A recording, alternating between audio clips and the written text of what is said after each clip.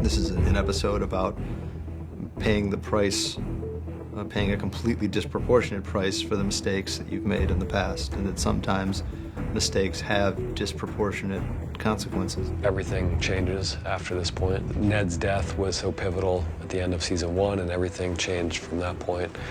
And even though there have been many big moments since then, there's nothing that compares to the Red Wedding. You do want to get people on side, and then you want to sort of pull the rug from underneath them. That's what wonderful drama is about.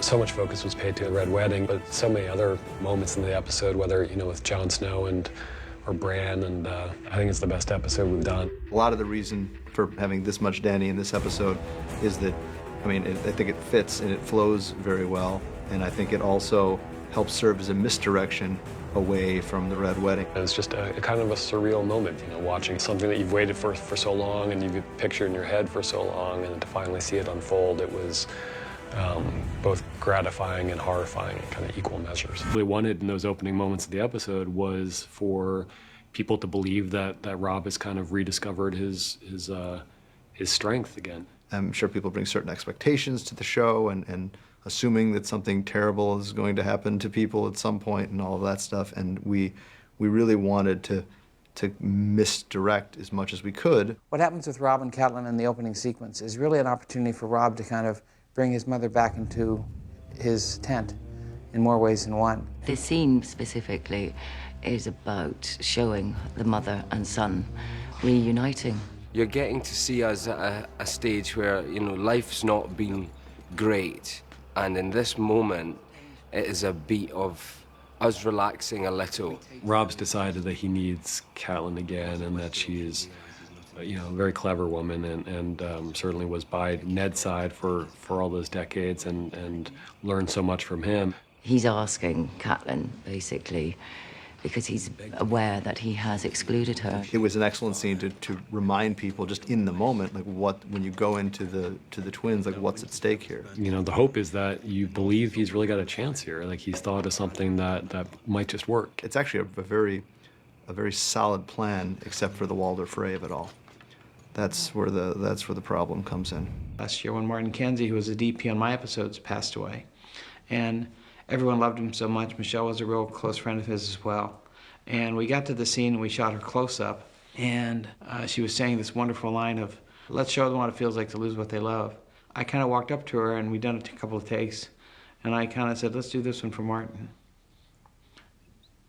And she was amazing, because she understood that. She understood what I was talking about. Because so much of these characters, what they do is they put so much of their own personal life in this because it is so encompassing. So it was really quite a powerful moment, and I think it... And decides to do all that she can to improve the situations. And Walder doesn't want to let him off so easy, even though it appears that they can make amends by having this marriage between Edmure and Rosalind Frey.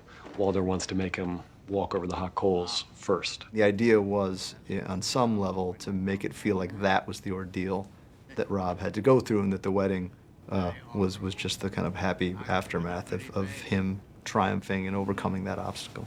In Walder's case, it's just his way of making it more fun by giving the impression that his intentions are honourable.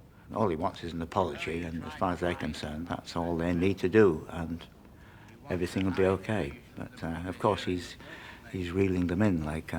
These we do just on a wire pull. We take the wolf and we shoot them green screen, actually knocking down an animal wrangler dressed in a green costume, and then we kind of size them up and composite them so that when it all comes together, it looks like it's the wolf knocking down the wilding. The fight then ensues where they're going to try and kill Jon Snow, but Jon takes out Orell. Of anyone that Jon's met through this series, the person he wants to put a sword through most is Orell. For the kill on Orell, we use a combination. We'll do a fake sword going through at a certain camera angle, then we'll use plant-ons to show the actual blade through Orell's back. So I had the blade of the sword sticking out of my back, all blooded. And then, using various camera angles, when he actually thrust it in, it sort of went to the side of me. Talking about what they're setting up to do, we needed a shot that said, here's where they are, here's where they're going, And here's how impressive this city is. So we have to figure out sort of quickly how to fly over the Harpy, see the whole city at night, and then direct everyone's attention to one cart outside the wall where two guys are standing. They found this amazing, I like to call it brocade. Out of all the costumes, this, to my mind, looks the most sort of medieval. All the little details are just amazing. I remember trying it on and thinking, wow, this is it.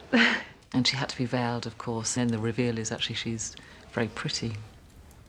I always imagine Edmure was a little vain. Even though he doesn't really want to do this, we thought he would still make an effort. We thought that Rob and Edmure and all those people have to be respectful. And we made a new cloak for Rob as well, actually, which has his sigil.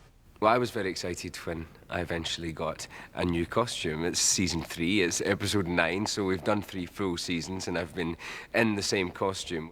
Catelyn's basically been in the same costume for most of practically all 3 seasons because she goes on the road. But Michelle decided that I would have this. I really thought Michelle should wear her neck pads, you know, again, it's her national costume. The work involved in the sewing and the embroidery of the fishes, because they're all little fishes. I don't know if you can see that detail, but they're just a delight to wear and they're comfortable. Talisa is